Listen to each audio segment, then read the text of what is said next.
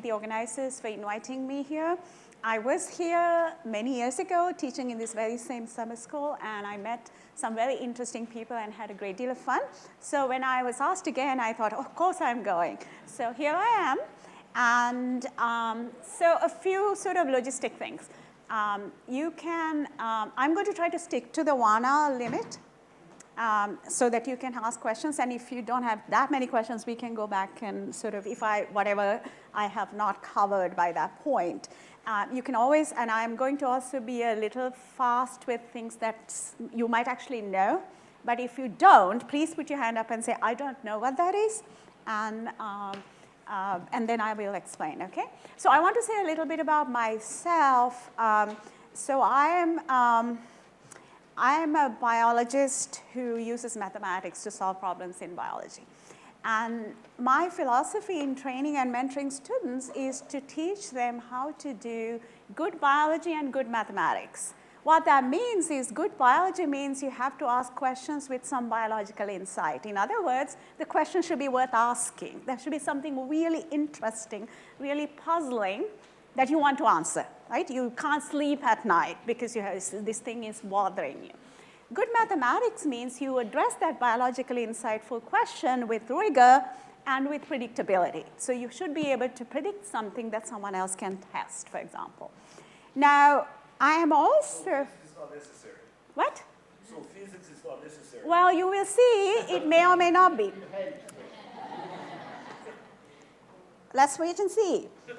Now, I'm also what I call myself. I call myself a conceptual theorist, meaning that ideas for me are first and foremost. So I train my students to do the same thing. So this means that, as opposed to sort of the somewhat recent trend of looking for mechanisms from the data, you actually elucidate the mechanisms from first principles. Physics does matter. And then you make predictions that can be tested with the data. So now this is not always easy to do, but it's a very powerful approach when you've got actually the hang of doing it. Okay? So those sort of and what I want to talk about is the central theme of all my 4 lectures would be the interplay between non-linearity and variability and how that influences diversity. And I try to think of it, and I try to train my students to think of these questions in the broadest possible terms. So as deep as you can possibly be and as broad as you can possibly be. So ideas that apply across systems, across habitats, latitudes, eons, time. So to define what I mean by nonlinearity and variability, because we don't always mean the same thing by these terms. So I can actually see. So nonlinearity occurs when biotic factors cause density or frequency dependence in fitness, where we define fitness as the per capita growth rate. Variability arises when abiotic factors cause spatial or temporal variation in fitness, and which is really the spatial or temporal variation in the density or frequency dependence that arises due to biological interactions. Is that clear? Did I make that sufficiently? So this is very crucial. There's variability by itself does not generate feedbacks. Feedbacks arise from biological interactions, but variability arises when abiotic factors, for example, or biotic factors can cause changes in the strength or nature of that feedback process across space or time, okay? So why this is important is that the large-scale patterns we see in nature, in the large-scale patterns of dynamics and diversity we see in nature are the result of the interplay, no matter what it is. It's the interplay between nonlinearity and diversity. So maybe you're interested in the latitudinal gradient in diversity. This has puzzled ecologists and evolutionary biologists, paleontologists for many, many decades, because how to explain the fact that tropics have more diverse, have more diversity than the temperate zones. And also sort of these things like Cope's rule, body size changes with latitude. These are very persistent trends we see despite all the variability. And we want to understand how these patterns arise and how these patterns then change over time and space. So to do this, we really want to, so in order to explain these kinds of patterns and make some predictions about them, you want to get understand the mechanistic underpinnings of this interplay between nonlinearity and variability. So my lectures will go through the process of actually learning how to do that. In the process, you'll also learn certain skills of increasing complexity, but I have to say that the skills are something you learn as a byproduct. So for example, mathematics is a means, not the end. The end is the question you're interested in. It doesn't matter, sometimes deceptively simple mathematics can give you biologically significant answers. Okay, so I want to give you some idea of how you go about that. Okay, all right. So the mechanistic approach is valuable and important because it gives you the opportunity to both explain patterns that you see in nature that you cannot understand, and also to make predictions about how those patterns might change due to various kinds of perturbations. Those could be natural disasters, they could be anthropogenically induced changes. So it's both about explanation and prediction. And this interplay between nonlinearity and variability also provides the conceptual underpinnings for many environmental problems we are interested in. For example, conservation, invasive species, and the issue that we all are grappling with, climate warming. And you will see that basic theory, fundamental concepts can do a great deal in informing us about addressing these kinds of questions. Right. So there are two parts to my lectures. The first is a discussion about how nonlinearity influences diversity in the absence of variability. Oh, by the way, I will make these lectures available to you as a PDF. If there's something I say that are not on the board here, you could write it down, otherwise you can listen, okay? So, and the second one is the interplay between nonlinearity and variability, which can happen in two dimensions, spatial or temporal. Okay, so we'll start by looking at, so this lecture is primarily focused on looking at nonlinear dynamics in the absence of variability. Why is that important? Because it is the fundamental driver of dynamics and diversity.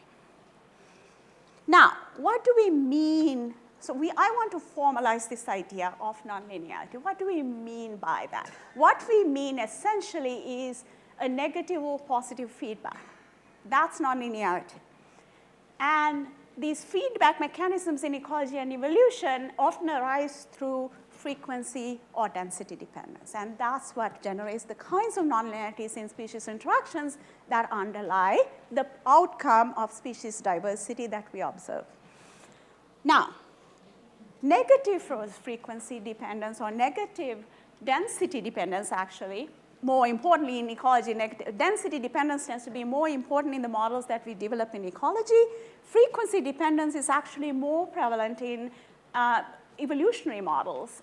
Game theory, population genetics, many of the, there isn't really a dichotomy like that. It so happens our traditions have been like that. So negative density dependence is the process that underlies ultimately stable coexistence. No matter what the coexistence mechanism is, it is ultimately driven by the presence of a negative feedback process. So if you think of it like that, you know what you're after, right? If you want to explain or make predictions about stable coexistence, that's what you need to look at. So why is that important? It's important because it enables species to increase when they are in low numbers, either because they're inherently rare or in that situation they've just newly arrived in a habitat, or because they've been perturbed to low densities by some disturbance. So, and it not only allows them to increase when they're rare, but also to decrease in abundance when they are at high density, thus providing the fundamental mechanism of population regulation. There's nothing without regulation. You wouldn't see any persistent pattern of multi-species persistence if you don't have population regulation. So that in itself is an important reason for really understanding what nonlinearity means. Now, it's So the negative feedback is the same principle as your thermostat, right? Your thermostat is set to, well, I'm from the US, 70 degrees Fahrenheit. I don't know what that is in Celsius. But then if it's cooler, it will go back. If it's warmer, it will come down, right? That's negative feedback. Now, in ecology and evolution, this is important because density, negative feedback, negative density or frequency dependence will lead to attractors that constitute coexistence equilibria. So that's why. Ultimately, you have coexistence because species engage in these interactions that lead to negative feedback. So let's formally define it. So density dependence occurs when it has to be very formalized. It's per capita growth rate. You have density dependence when the per capita growth rate of a species is an increasing or decreasing function of density. You all know that. I just want to make sure we are all on the same page. So if you take density independent population growth, which we all know about, there is the exponential model. If you look at the per capita growth rate, it's a parameter in this model, which means per capita growth rate is density independent, which is why you have unbounded growth. We all agree on that. Now let's look at the logistic model for population growth. Now you see that the per capita growth rate is a decreasing function of density, which is exactly why species go to carrying capacity, right? You have a negative feedback. When species are rare, the intrinsic growth rate is high, and they can increase because the abundance is low and density dependence is weak. But just like your thermostat, right? The logistic is the thermostat. So then when abundance is high, deaths increase over births, the population comes down to the carrying capacity. So per capita growth rate then is a decreasing function. That is the negative feedback, right? Now, in more complicated models, it arises in more subtle ways, but ultimately, that's what you're after. What is that subtle mechanism that gives us the negative feedback that allows for attractors that we care about, which is something like coexistence? All right.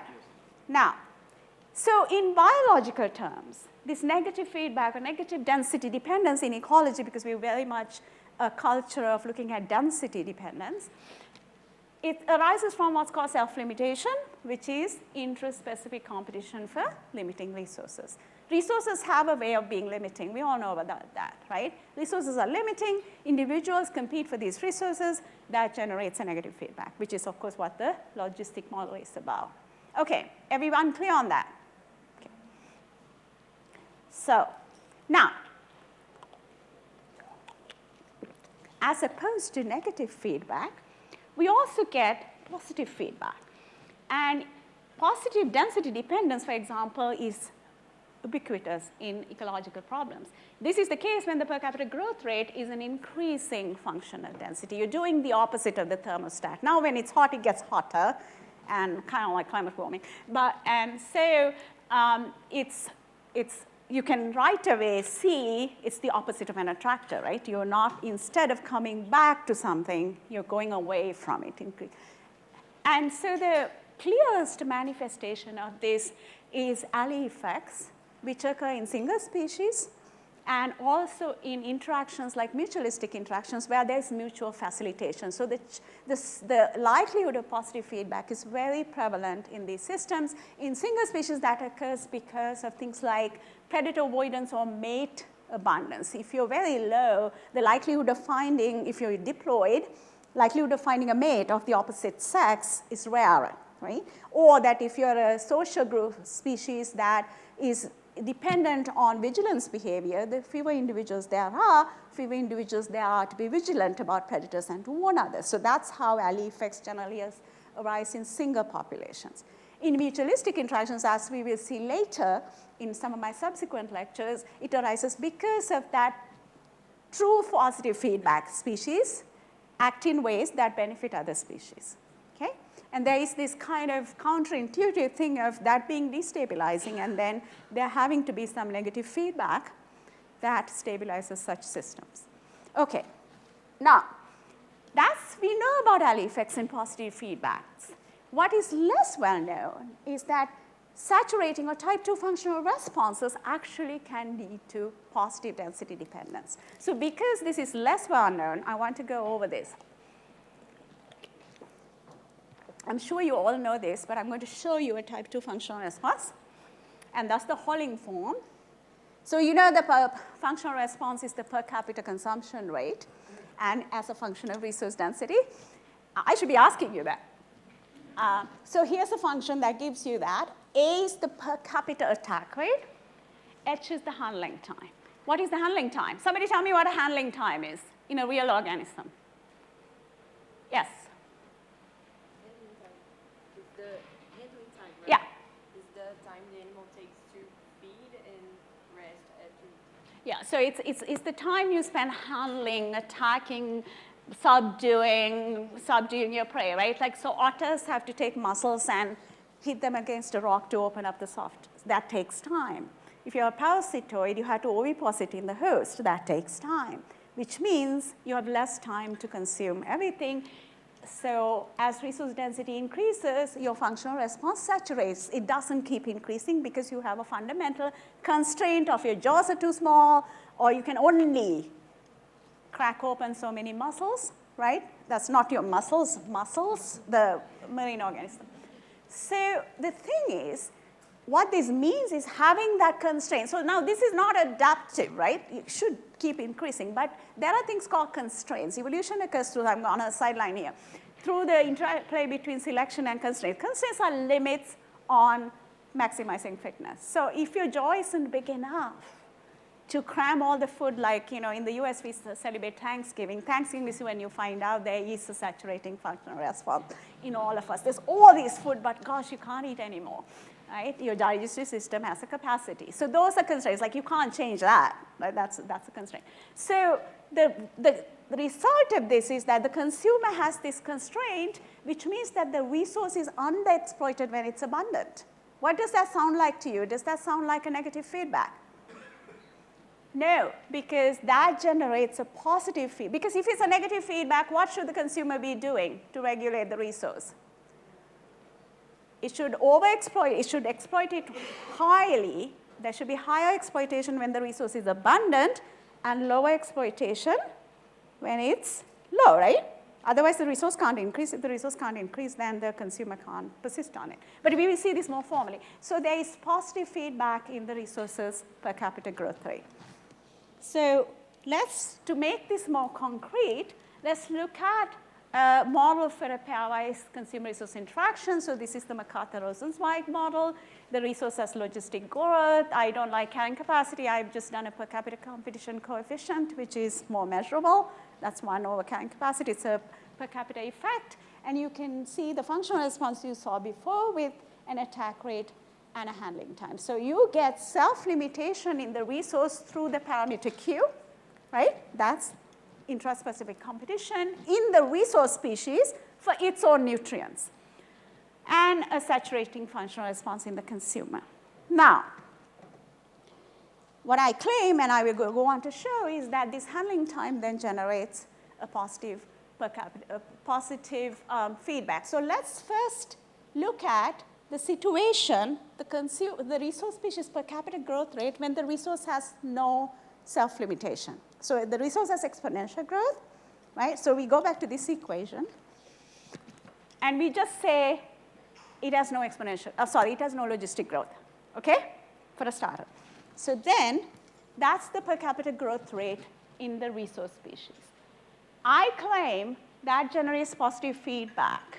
Can you tell me why? Notice you're subtracting a quantity from a constant intrinsic growth rate parameter. And that is the plot of that. You do see that the resource per capita growth rate is an increasing function of its own density. Whereas in the absence of the consumer, it's a decreasing function if you had logistic growth or an exponential independent of density. Why? When H increases, that's the handling time, right? The higher the handling, okay, let's just really get down to the basics. When is the handling time is higher, what happens to the functional response?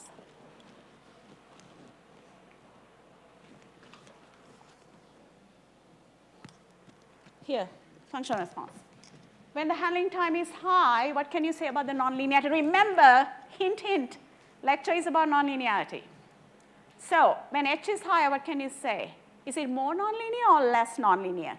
Think about the biology. When you have a handling time, you're spending more time handling than actually eating and converting it to reproduction. That means you are going to saturate at an earlier resource level or a later resource level, higher resource level? Lower resource level or higher resource level? Low, right? Because you're sending some. Do you understand? This is what I mean. This is something we all know. Everybody's been hearing about the functional response since they were age of 3, like my parents who taught me about it. No, I'm joking. But we know this, right? But have we ever thought about it carefully? Have we ever asked these questions about what does the handling time do to the resource species per capita growth rate? So that's what I want you to do. Don't look at this as some function, but ask yourself, what does this function do to the question, and what does it have to do with the question I'm trying to answer? So you can see when H increases, what happens to that term that you're subtracting from R? So then R becomes bigger, right? So as the resource density, and also when resource density increases, AHR increases, right? But that's in the denominator. So you're dividing by something larger, you're subtracting something smaller from R as big R increases. Got it? So you're all very smart. You've just not heard about this, like you thought about this before. But now you do. So see, if you had exponential growth, you get in the resource has no self-limitation. The consumer's sole effect is to generate positive density dependence, and you would not have coexistence. How many people know what happens when you have the Lotka-Volterra predation model with no exponential growth in the prey and a type 2 functional response in the predator? Yeah, you have increasing oscillations of increasing amplitude to the system. It crashes, right? That's because of positive feedback, except we never learned about it like that. We never actually paid attention. So that's what happens. Now let's look at what happens. And this is going to be very important for later things I'm going to do. Now let's look at the situation when the per capita growth rate of the resource, when the resource exhibits negative feedback, negative density dependence due to logistic growth, and the consumer has a type 2 functional response. Now, the resource species per, and you've seen this 100 times, resource species per capita growth, that's the isocline, the prey species isocline. It's a unimodal function with a maximum metacritical resource density RC. Do we have a pointer? That's okay. You know what I mean, right? RC. So now notice, below this critical resource density, this here, oh yeah, below this critical resource density, consumer control due to the type 2 functional response is stronger than the negative feedback due to resource self-limitation. Why? Hint, resource density is low. What can you say about the strength of intraspecific competition in the resource? It's low, right? There's lots of resources. There are not that many individuals.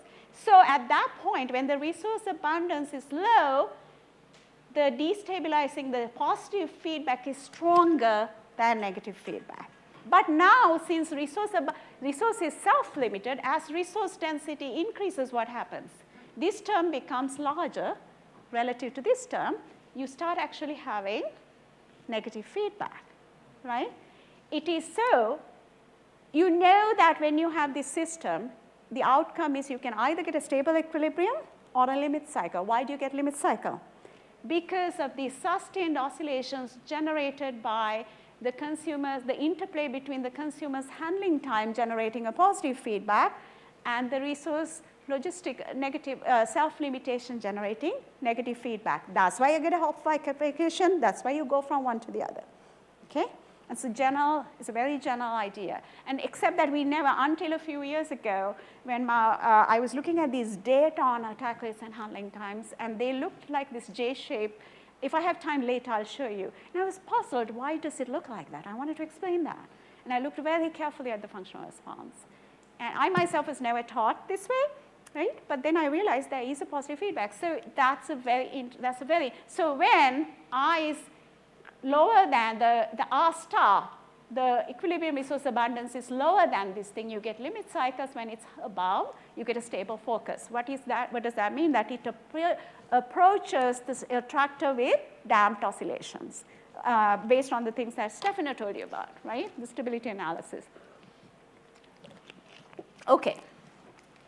So what does this tell us? So that's nonlinearity that matters. You get negative density dependence through self-limitation almost always in the systems we care about, unless it's indirect, and that still leads to the same self-limitation, although in more subtle ways.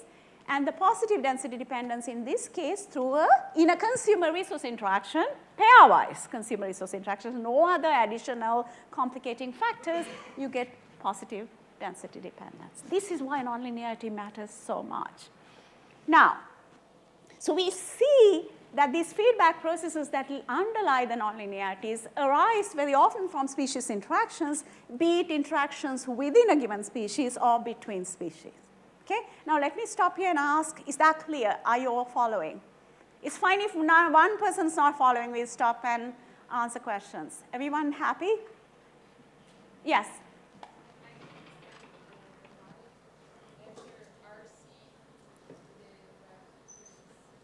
Sorry, why is it?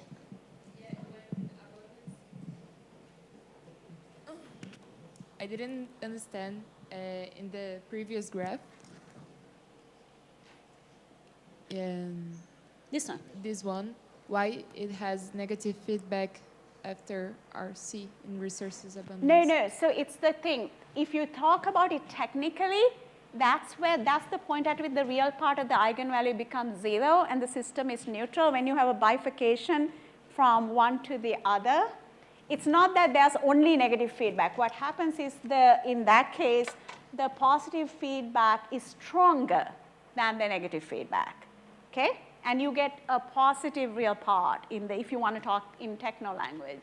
That's in here. I can also show this, like I can work this out for you and put it on the notes if you like. And then in this part, I might, what happens is here, the first term, so here's the way to think about it. RC is when those two things exactly balance, okay? The R value at which they balance, which in eigenvalue terms means the real part of the eigenvalue is 0. If it's negative, you get a stable system. That's where negative feedback is stronger than the positive feedback. If it's positive, you get a positive real part, which is when the saturating functional response overwhelms the resource's ability to limit itself, okay? And we can calculate, it's very easy to do it with, I can show you how to get the RC. You set it up and you solve it, okay? Right. So in the interest of time, so that's a good question. In the interest of time, I'm not deriving some things that we could always work out later, because I want to give you the ideas. And if you have anything like that, either now or later, just tell me, and I'll work out and I'll put it on the site website, okay? So, all right, so we see that these feedback processes arise from, oh my gosh, I spent a whole hour. I might want to do a Stefano on this. Oh, okay, he just stood up. He's not allowed to stand up. Ricardo, I thought that was a signal. No, because see, he stood up when you were talking. It was your timer's up. In my case, it was a bad sign. Neutral. Okay, neutral. So resources. So we see that species interaction. So we see that interactions with resources, in resources, you have negative density dependence. Your interaction with your resource, when the resource becomes limiting, leads to self-limitation, right? That's axiomatic. Positive density dependence in natural enemy, your interactions with natural enemies can lead to positive feedback if the natural enemy has this constraint of satiation due to a handling time. And it depends on, where you're a fish with jaws, you're trying to eat something too big because somebody else is eating the small stuff. This happens all the time in reality. Or that you're the kind of parasitoid, insect parasite with an ovipositor that doesn't really go in as compared to another species, so it takes it too much time to inject the egg, right? So these are real things that happen. Okay, so now what we want to do is to elucidate, to work out the mechanisms by which nonlinearities in species interactions alone influence diversity. Is it possible for that to happen. What are the conditions under which it can happen? What are the conditions under which it cannot happen? Okay? Now, in doing this, I want to make this very clear. Diversity itself is an outcome. It's what you go and count, number of species. There is a process underlying it, a mechanism, and that is what we call coexistence. It has a very formal definition, coexistence, okay? That's the mechanism that gives rise to the number of species you count somewhere and say diversity, because there are different numbers of species. You have 50 species, that's more diverse than 5 species. But does that tell you anything about how the 50 species came to be? No, coexistence, the mechanisms of coexistence give you that, okay? So when you say diversity maintenance, essentially you're saying, I want to know what the coexistence mechanisms are. Now, to do this, we want to look at some primary types of species interactions. We have exploitative competition and apparent competition, which I will explain. Both have involve mutually negative effects on the other species, right? You actually harm the other species through this interaction. Then we have mutualisms where our species are mutually beneficial to one another. And we have consumer resource interactions which are actually antagonistic. There's a conflict of interest involved in those where one species benefits, the other species is harmed. So the predator is running after the prey is running for its life, right, away from the predator. That's a very strong conflict of interest, okay? And these differences, these biological differences have fundamental consequences on the kinds of the models that represent them and the outcomes. So we want to understand some very basic, sort of deceptively simple models that tell you nevertheless some really important things. All right, so exploitative competition. Now, it's very careful, you have to be very careful about what this means. There are indirect interactions between individuals of the same or different species as the result of acquiring some resource that's in limiting supply. So this is the case where you go and you get the worm, you get up early. You know that whole thing about the early bird gets a worm kind of thing? Anyway, so it doesn't have to be early, you could go at night. But essentially you get the resource, you never met other individuals of that species or a different species, but you have nevertheless harmed them because you reduce the resource. Got it? So that's exploitative competition. If you beat the other guy up, if you, like say this really good person who got up early in the morning and went to get the worm, you lie in wait for that person, you beat them up and you get the resource, that's interference competition, okay? That's a different thing. So this is about the indirect interaction. Now, so you affect other individuals simply by depleting the resource. So we are going to address this using a simple model for exploitative competition where you have two consumers competing for a resource, and we are going to actually look at the dynamics of the resource and the consumers, okay? Very simple model. So here is the model. We have the resource species equation, consumers equations. The resource has logistic growth, as you've seen before. And here they have type 1 functional responses. And I'm only doing that because it's easier to derive some interesting results. These ideas apply to type 2 functional responses. They just become more complicated, okay? And so A1C1 is basic. So so I've written these as in a way that the term in brackets is the species per capita growth rate, because what we care about, because that's what, defines density dependence. And so A1 is the consumer 1's attack rate, A2 is consumer 2's attack rate, D1, D2 are their density independent death rates. E, the conversion efficiency, is the scaling that converts resource consumption into consumer reproduction. It could be 1 to 1, which is rare. In parasites, it's much bigger than 1 because every host attacked, you get lots of parasites. In mammals, for example, it's less than 1 because the conversion efficiency, like you eat, I don't know, a huge plate, only 10% of it actually gets into your actual growth and reproduction. So that's exploitative competition equation I'm sure you've seen before. Now, coexistence, we are interested in the conditions under which both consumers can coexist on the resource. That requires the satisfaction of 2 criteria. First is mutual invisibility. Each species must be able to increase from small numbers when the other consumer is at some steady state with the resource. Now, when I say steady state, that doesn't mean it's at some point equilibrium. They're at 50-50. It could be any kind of attractor. It could be a limit cycle. It could be any other kind of attractor, but there is a permanent attractor to which the system goes to. Okay? So just be careful, because a lot of people, not necessarily theoreticians, equate the idea of equilibrium with a point. But attractors are things that attract initial conditions, and you can have a limit cycle that attracts initial conditions. Okay? So when the one resident consumer, one consumer is at a steady state with the resource, can the other consumer increase from small numbers? And can both of them do? And both of them can satisfy that, you get mutual invisibility, which is a necessary condition for coexistence. Stability requires that that coexistence equilibrium be stable to perturbations. Now, everybody knows that here, right, about perturbation. So in mathematical terms, that means this equilibrium, we can do the stability analysis. Let me ask you a question. Supposing you wanted to test the stability of some system in the field or in an experiment, what would you do? There's a very simple thing to do to test that. What would you do? I'm asking because everybody knows this in principle. How many people know how to implement this? Somebody asks you this. Say, I'm a theoretical ecologist. I know how to do stability analysis. Okay, tell me how I would do this with, like, I don't know, flamingos. How would you do it? Have you thought about that? Kidnap some population, they restore. You're close, but you're kind of gangster style.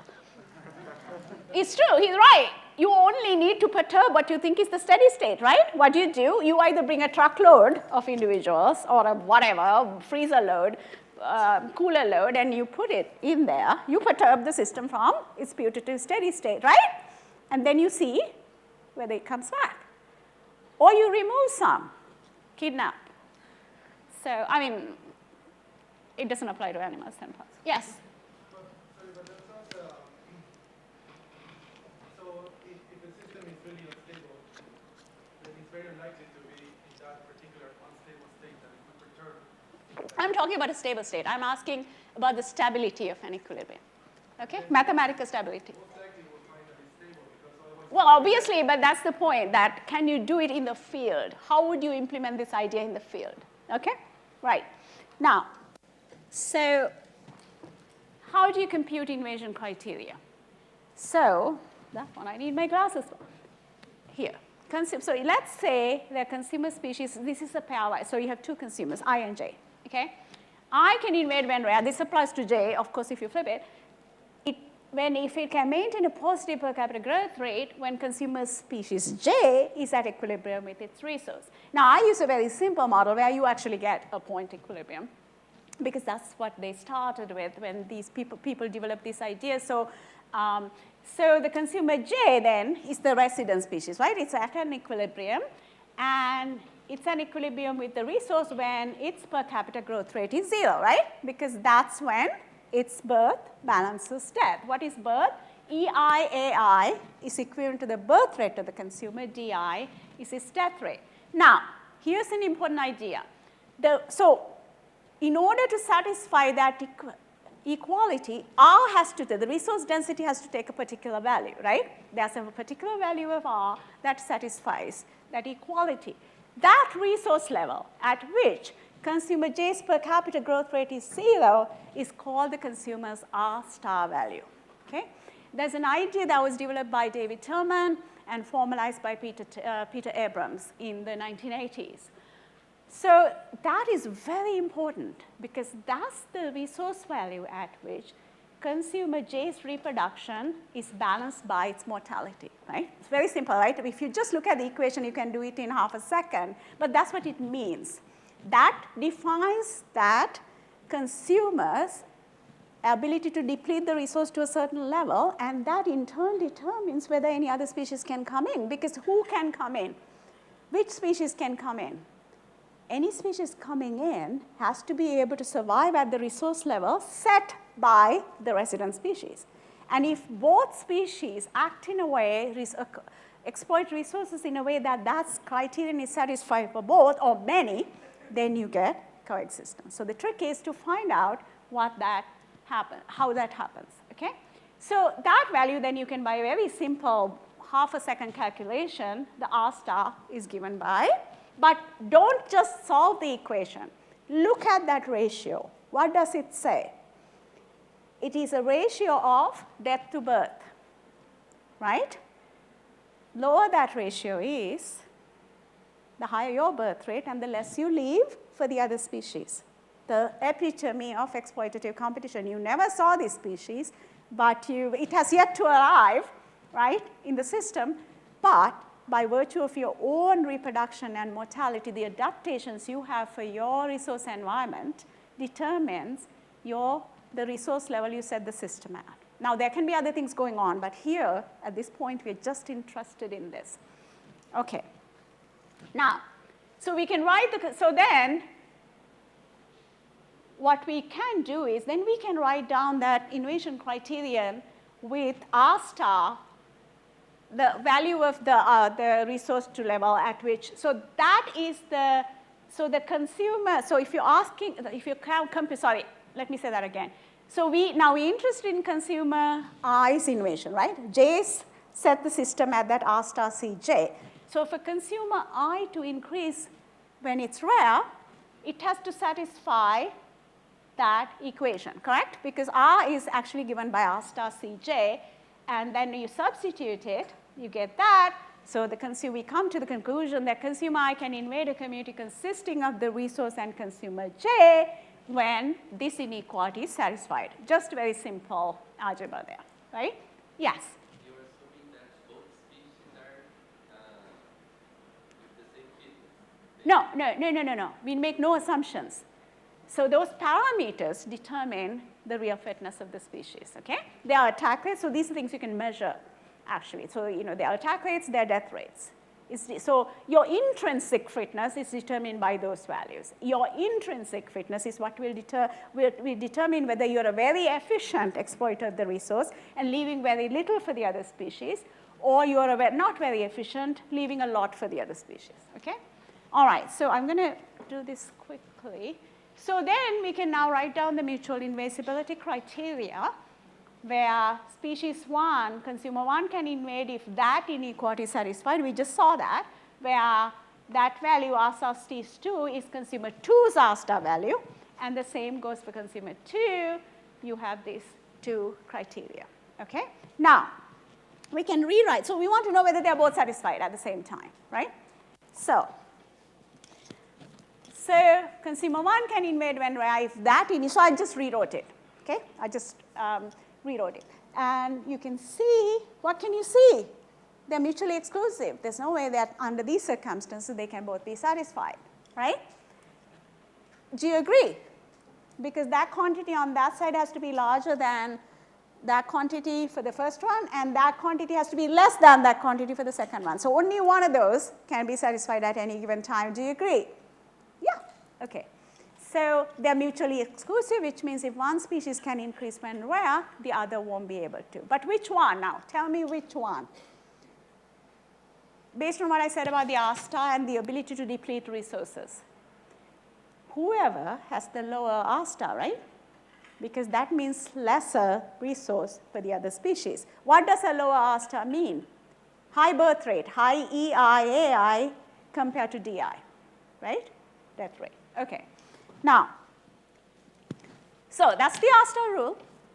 Consumer species that drives the resource abundance to the lowest level will exclude others. That's a very common situation in nature. We can show this in the lab. We can see, because it's a dynamic system where there is this, this outcome. Now, so in a constant, so let me sort of summarize this. In a constant environment, the R star rule, so remember, we have only nonlinearity, right? We were asking the question, completely just under nonlinearity is arising from species interactions, is coexistence possible? What we find is that the R star rule operates, the superior competitor excludes the inferior competitors, and coexistence is not possible in the absence of any kind of ameliorating factor, meaning some factor that gives an advantage to the species with a higher R star. What is a higher R star? It's not a very efficient competitor, right? Okay. So now, let's look at apparent competition, which is an interesting interaction, very common in nature, where there are these indirect interactions between organisms species that share a common enemy. They do not compete with each other. Their only interaction is with a shared natural enemy. Okay? It's very common. So you can have two plant species that are eaten by, that they are not competing for any resources, but are eaten by some herbivores. So there are other examples, parasitoids, there are lots of other examples. So what happens is that now, instead of the resource, the interaction is mediated by the common enemy. Any individual of any species can have, generally an individual of a given species can have a negative effect on individuals of the other species solely through its susceptibility to the common predator. Okay?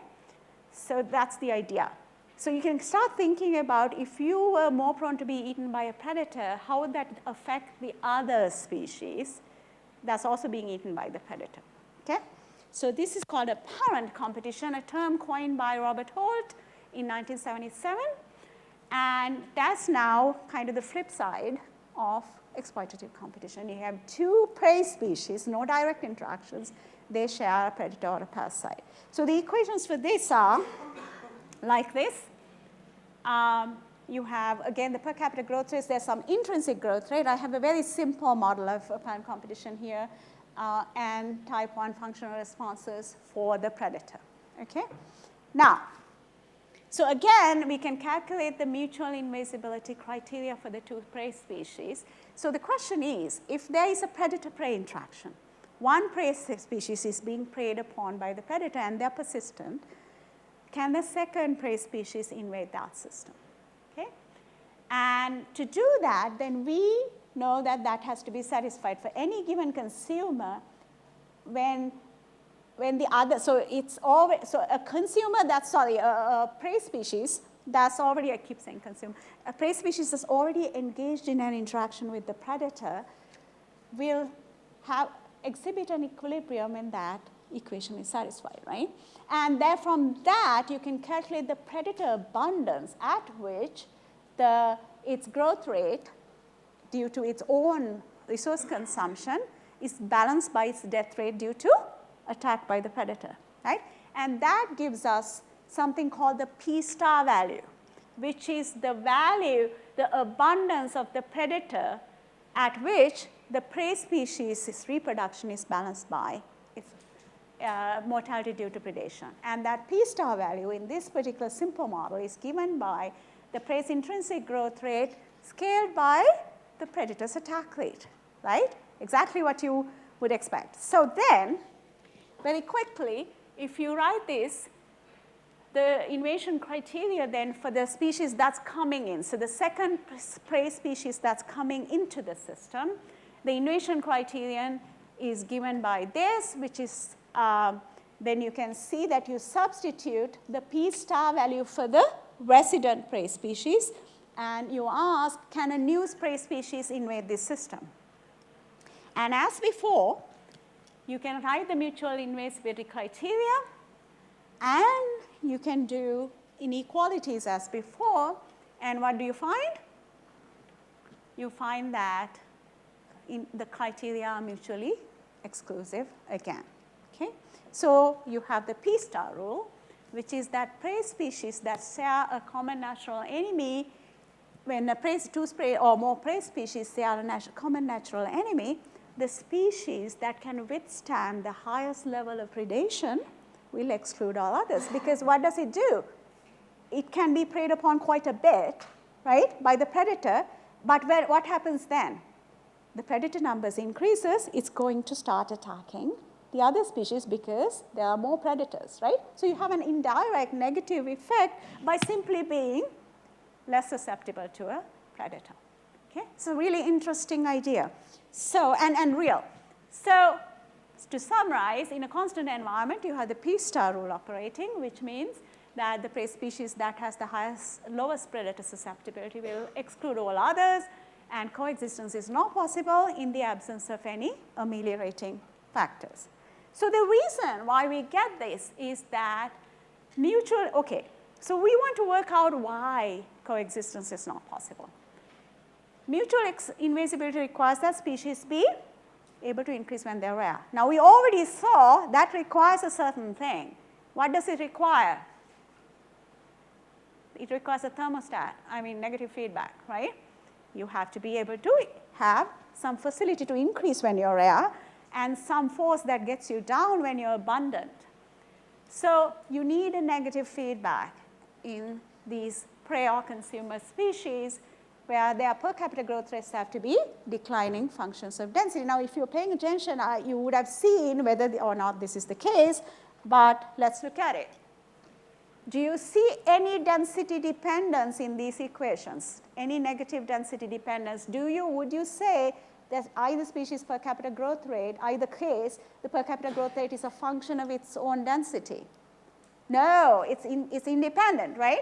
So there's no negative feedback. It's not surprising that they cannot coexist, because in this situation of purely nonlinear interactions arising from the attack of a predator or consuming a resource, you do not generate, that nonlinearity is insufficient to generate the kind of negative feedback that would require mutual invasibility and eventually stable coexistence or permanence. So you have exclusion due to insufficient nonlinearity in local dynamics, which would allow mutual invasibility. So I said at the beginning that diversity is the outcome of nonlinearity, the interplay between nonlinearity and variability. So the obvious question would be, if there's variation, they would be able to coexist. But we don't want to go there just yet. We want to ask, are there any mechanisms that would allow coexistence via nonlinearity alone? In the absence of, we thought it's so easy to invoke variation and say, oh yeah, there's spatial variation or temporal variation. But are there any ways in which these species can coexist without invoking spatial or temporal variation? Okay? So I want to address this. So coexistence via nonlinearity alone, I'm going to talk about two mechanisms. First one is interspecific trade-offs leading to partitioning of resources or natural enemies. We saw the problem was when you are limited by a common resource or a natural enemy, there was no way to partition. You're just in their faces, right? You're really depriving the other species. But if you have these kinds of trade-offs, meaning you're good at one thing at the cost of being relatively worse on something else, then you might be, but we can hypothesize that you might get coexistence. So for example, if one species is a superior competitor for a common resource, that means there's a lower R star value, but it's more susceptible to a natural enemy, then you have a weakness that the other species might, if it has the opposite, then they might actually be able to coexist. So that's one idea, trade-off mediated coexistence, okay? The second one is quite different. It's very interesting, very important. It's called relative nonlinearity. This is the idea that species have different types of nonlinear responses to their resources or natural enemies. So meaning you have functional responses that are differently nonlinear between different species. And that can allow them to have an advantage when they're rare. Now, these are subtle. So you have to work out how this happens because they're not direct. That's what we're trying to do next, okay? I may not get to the end of it, but we'll see. So what happens is that in both cases, the negative feedback, negative density dependence such that species, this happens. So we know this is axiomatic. We just have to find how this happens. There has to be negative feedback such that species will somehow or other limit themselves more than they do others. So there has to be some stronger intraspecific competition relative to interspecific competition. And that leads to what's called local niche partitioning. In some way or the other, in the absence of environmental variation there will be some sort of partitioning. So this is the hardest question, right? This is the hardest thing. You're not invoking variation. Can they coexist somehow? So we'll find out. So let's look at coexistence by interspecific trade-offs that lead to resource partitioning. I'm doing this by using something called integrative predation. It's a very common interaction, ranging from everything from microbes to mammals exhibit this kind of interaction. So in a nutshell, what happens, I have a simpler version of it. So species that compete for some common resource also engage in a trophic interaction. So what are we doing? We are combining competition and predator-prey interactions, okay? So you see that we've added, what have we done? Added another layer of nonlinearity, right? Before we had only one type of interaction. Now we have, and we have to remember that competition and consumer resource interactions are the essential building blocks of all communities, be they natural or agricultural. So this is a question worth asking. What do those interactions themselves yield? Right, so here are the equations.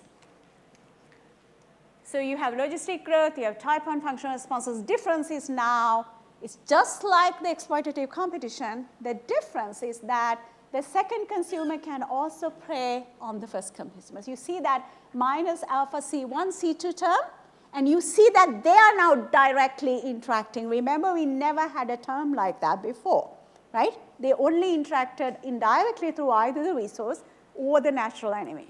And now you actually see a term where they both appear in the same equation. And then what happens is that predation term on the first consumer translates into a benefit, net benefit for the second consumer. So for this reason, so why do we say intra-guild?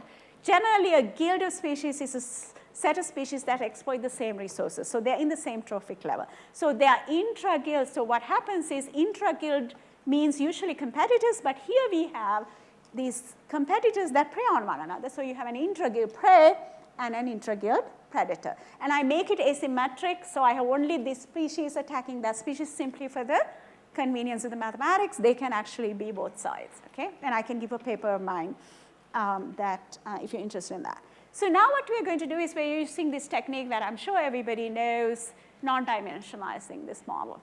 How many people are familiar with that technique? Almost everyone? Oh, no? Okay. All right. So let me go through. So what we do is we scale the variables and the parameters so they have no dimensions, okay? There are no units. So I want to be able to do this fairly quickly, so I'm not going to go into painful detail, but the idea is if you scale the resource abundance by its carrying capacity, you make resource abundance between 0 and 1. 1 means carrying capacity, right?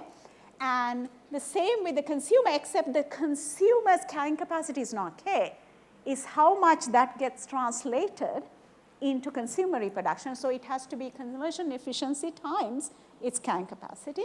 And then you just use these things, but look at this term, tau is the important one because we now scale time by the resource species growth rate. So you scale time in terms of the resource species growth rate, which is a good scaling because now time is in terms of the resource species difference between birth and death, okay? It's a much more meaningful metric.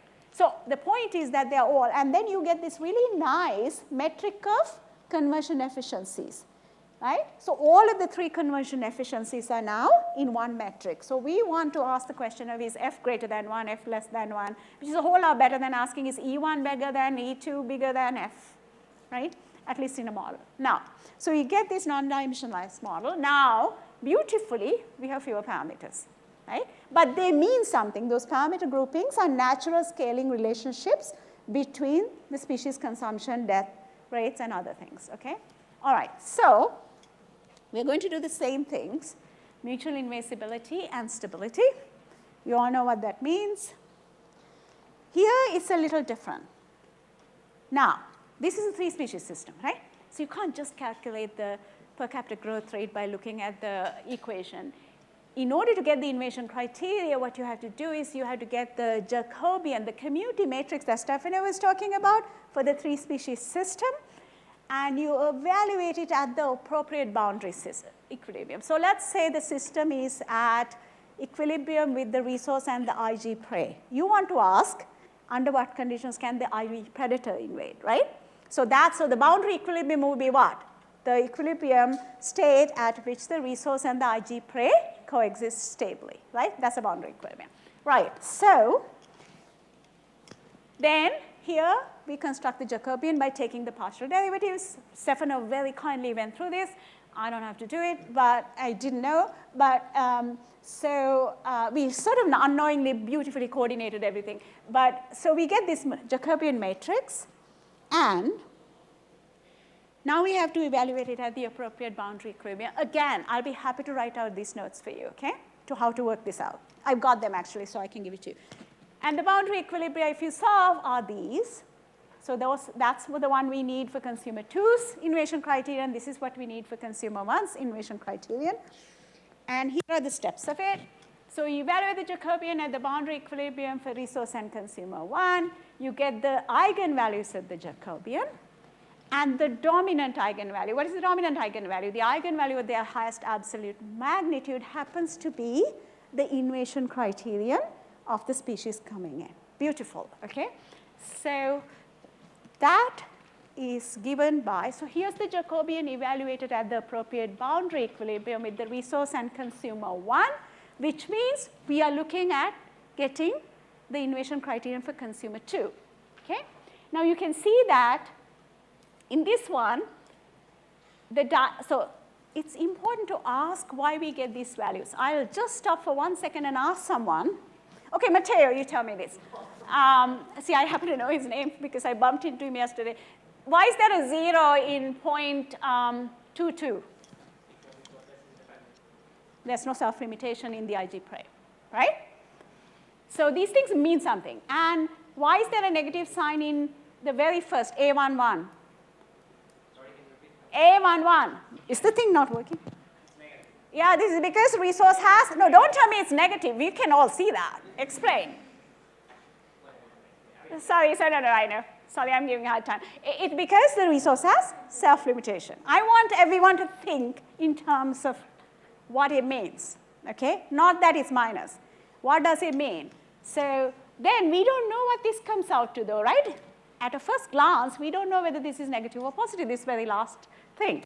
Now, it so happens, how do you get the eigenvalues for the 3 by 3? You get the they come from the roots of the characteristic equation, which is now a cubic. The dominant eigenvalue is, of course, the one with the largest absolute value. And we evaluate it, and we get this. So we have the dominant eigenvalue of that matrix, and we get this. Now, you do the exact same thing for the other species, not going through it, and you get this, okay? Now, what about the mutual immunogenicity criteria? Under what conditions can both of these things be satisfied? It's a bit harder than the other question, okay? So, here, these are the two criteria that I just showed you for reference. Now, what we are expecting, remember I said that maybe a trade-off could allow coexistence, right? What would that trade-off look like? If one species is a superior competitor for a common resource, but is more susceptible to a natural enemy. How do we apply that hypothesis to this system? So look at trade-off mediated coexistence in this IGP system. Consumer 1, IG prey, integrative prey. It's susceptible to predation by the integrative predator, right? So it's got a double disadvantage, isn't it? It has to compete with the IG predator. It also gets preyed upon by. So who in this system do you think needs some extra help? IG prey or IG predator? Of course, the prey. That's insulting your intelligence, but I needed you to say that. So IG prey, we then expect maybe if the IG prey is a superior competitor for the basal resource, what does that mean? It has the lower R star. Perhaps that might give us coexistence. That's a hypothesis we are going to test. Okay? So recall that R stars are given by that because this is a non-dimensionalized model. IG prey is the superior competitor, then it should have a low R star, right? And that inequality should be satisfied. Why is there a 1 at the end? Because the resource carrying capacity is scaled to 1. Of course, nothing can persist if it's birth rate. Where's that pointer? So then we get this has to be satisfied. That is this. But we also know that neither species can persist if its attack rate, its birth rate is higher than the death rate, right? It cannot. So, right? So these things have to be automatically satisfied, right? That gives us, if the IG prey is, okay, now look at this innovation criteria carefully. If IG prey is the superior competitor, that term has to be positive. Do you agree? That first term has to be positive because it has to have, because of this, right? But if it's positive there, it cannot be positive here. But what are those two terms? That's exactly what you got in the R star rule. Remember the innovation criterion with just competition. So these two terms here define what happens under pure exploitative competition. And we already know in a system like this, somebody wins, right? Somebody has to win. So then, if this is positive and this is negative, then these have to play a role in allowing coexistence if it, mutual invisibility if at all. So then, if you look at it more carefully, there is resource competition and intragroup predation. Then if the IG predator can invade when rare, if it has exerts stronger resource competition on the IG predator, because it suffers a greater mortality, suffers an extra mortality due to intragroup predation. Well, in that case, if that has to be satisfied, then the only way the IG predator can invade when rare, because it is now the inferior competitor, remember? So we have this thing, the one that can prey on the other is not good at getting the resource itself, well, which is why it probably is preying on the other one. So then it should, the benefit from intragroup predation should exceed the cost due to being the inferior competitor. Let me say that again. The intraguild prey suffers from mortality due to attack by its competitor, the intraguild predator, right? It's got to have some advantage. Where can it come from? Superiority in exploitative competition. Then for the intragroup predator, it's the inferior competitor. It won't win if it were just competition. What does it have to do? It has to get enough benefit by attacking the IG prey, but it's not enough to induce mortality. That mortality has to translate into IG predator's reproduction. If you just kill off, that doesn't really increase your, that is why interference competition in itself doesn't lead to coexistence in these kinds of cases, but intragroup predation can, and you have this situation. So you have mutual invasibility via interspecific trade-off between resource competition and intragroup predation. If both species are equal competitors, who wins? The intragroup predator, because it can prey on the other one, right? If intragroup prey is the inferior competitor, which means it has a double disadvantage, then it will be excluded very, very quickly. This system is stacked against the intragroup prey. We can all agree on that, right? So mutual invasibility, if at all, is possible only if the intragroup prey is a superior competitor for the resource. So we have this kind of coexistence idea. What time is it? I'm almost out of time, am I? Yeah, okay, I'm going to do one more thing. We can satisfy the mutual invasibility criteria given a trade-off between competitive ability and intragroup predation. Now the coexistence equilibrium, we do the same thing, stability. This is just straight eigenvalue analysis. I will go very quickly. Now we evaluate it at the coexistence equilibrium, and you get these. The Jacobian are the roots of this equation. The coefficients are given by these values, okay? Pay attention to these. You can see right away A1 is positive, A2 is positive, right? Keep that in mind. Can they be negative without some consumer or resource abundance being negative, right? They have to be positive. Do you agree that A1 and A2 are positive? Yeah? Well, I mean, R star is D over death rate over birth rate, right? If that's negative, if that's 0, it doesn't exist. So then we have to deal with, so what we use, okay, so let me go back because I'm doing this in a rush. So with this 3-species system, you want to find out whether the 3-species equilibrium, once they are able to mutually invade each other, there should be an attractor, right? There should be an interior attractor corresponding to long-term persistence of both species. We want to know if that exists, then is that stable to perturbations? And you would do this using an eigenvalue analysis for the 3-species system, a 3-dimensional system. That's a little hard to do.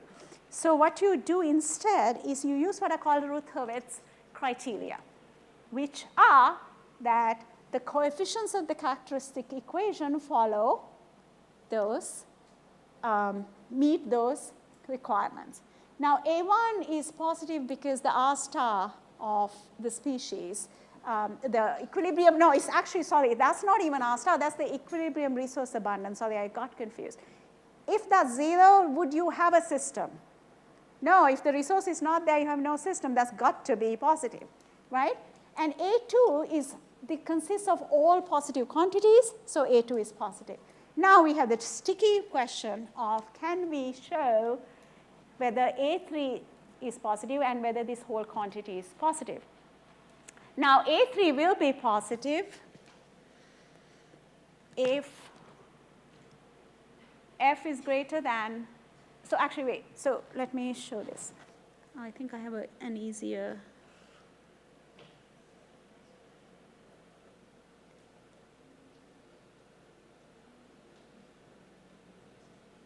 yeah, so, okay, A3 will be positive if F is greater than 1. Why? Because then that's negative. You subtract a positive quantity from a negative quantity, you get a negative quantity, right? So what is F being greater than 1? That means the IG predator has to get a sufficient amount of nutrients from preying on the IG prey so as to accrue enough reproduction. Not attacking the IG prey is not enough. It has to convert that attacks into sufficient IG prey reproduction. So a critical requirement is that the IG prey be a profitable food item for the IG predator. Okay, so that's telling you something biologically very significant, and we can show that this criterion is easily satisfied then if A3 greater than 0 happens to be the critical requirement here. Okay, I didn't even get to the second one. So this is, so we have this situation where the consumer 1, which is the integrative predator, prey, is a superior at exploiting the basal resource, which would happen if it has a higher attack rate relative to a low and relative to its death rate. Consumer 2, which is the integrative predator, gains sufficient benefit from preying on the integrative prey, so you have this trade-off, okay? So essentially, this coexistence via nonlinearity alone can occur if species differ in their ability to acquire resources and their susceptibility to a common resource. Now, I'm going to skip this. I may not have time, but I'm out of time, correct? Yeah, okay, I'm going to just mention this. Sorry, I'm going to mention this, and then we will tackle this next time. Before I start my next lecture. So we didn't get to relative nonlinearity. I will pick that up the next time. Okay, and thank you very much for being such a good sporting audience.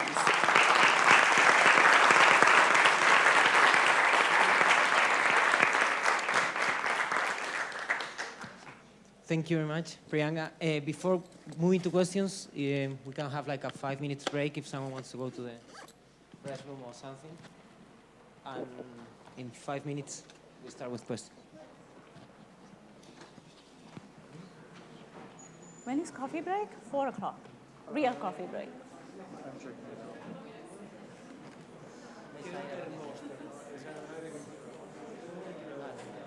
Do I need this? We coordinate perfectly without talking to each other. Tomorrow we're going to talk about invasion. We have to like the same. We would be the same, yeah. Oh wait, I should actually switch this thing off.